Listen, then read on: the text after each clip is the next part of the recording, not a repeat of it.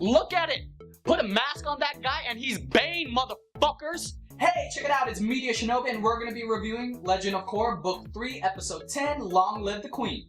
Irony! So right off the bat, Korra and Asami escape their captors, but they get trapped in the middle of the desert. Meanwhile, the Red Lotus decides to make a deal with the Earth Queen, where they tell her the location of her airbenders for Korra. Apparently though, she doesn't have Korra, so they decide to take over Ba Sing Se themselves. And finally, Korra and Asami escape the desert and run into Tonraq, Lin, and Zuko! And over the radio, they heard that apparently Ba Sing Se is pretty much in chaos. There's riots in the streets, pillaging, possibly raping, I don't know. Wow.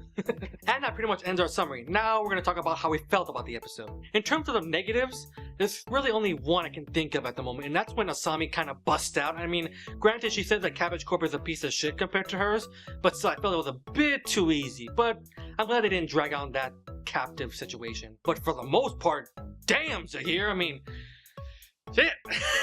In order to express how I feel or what Zaheer did in this episode, Jan will demonstrate. Citizens of Ba Sing Se! Your queen has finally fallen! No longer will you have to live in fear! The walls have crumbled! None shall interfere! You are free to do as you please!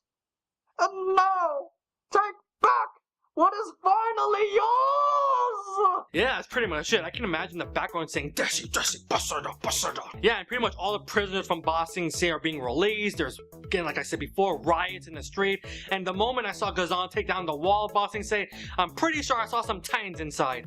Spoilers. What the fuck? And one more thing we have to mention is how Zaheer takes care of the Earth Queen. I mean, by God, that has gotta be the darkest thing I've seen since the introduction of bloodbending. I mean, we've always questioned if airbenders can, take the air out of someone's lungs, but we saw it in pretty graphic detail. I mean, and it wasn't really sugarcoated that much compared to like Zhao or Jet's death. And maybe it's best the show got off the air. I mean, I cannot imagine watching Sam McCat or SpongeBob after that scene. So what do you think about Zaheer's, ability to do that?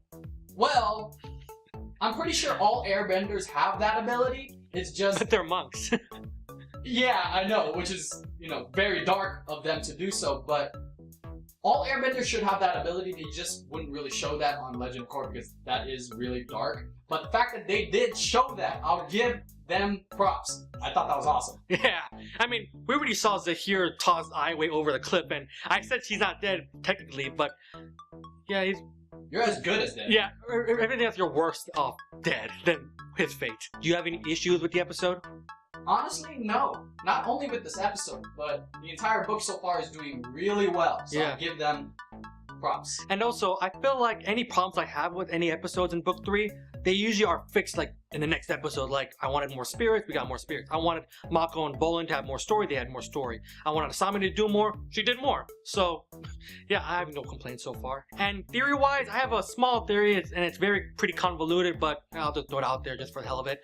What if Vaatu starts to show more in Korra? I mean, he is technically inside Rava, and she is the only avatar ever to have both light and dark spirits, so maybe him coming out will, ease Korra into joining Zaheer's side of, bringing chaos in the world in hopes to bring balance also. I know, it's convoluted, I know, but...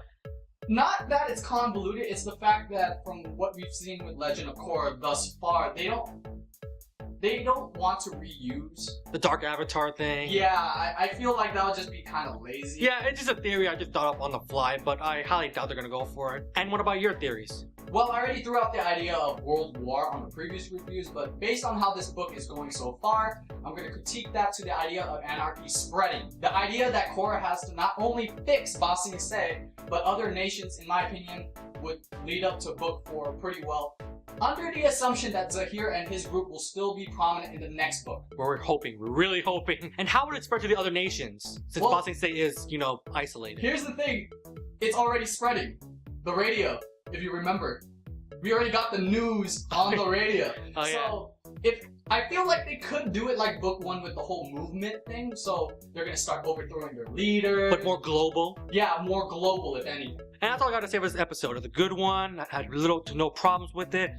Comment below what do you guys think is gonna happen. Do you feel like it's gonna carry on to Book 4? Subscribe if you like our video, and that's all I gotta say. So this is MediaShinobi signing out. Peace! Thank God! frustrated there? Yes.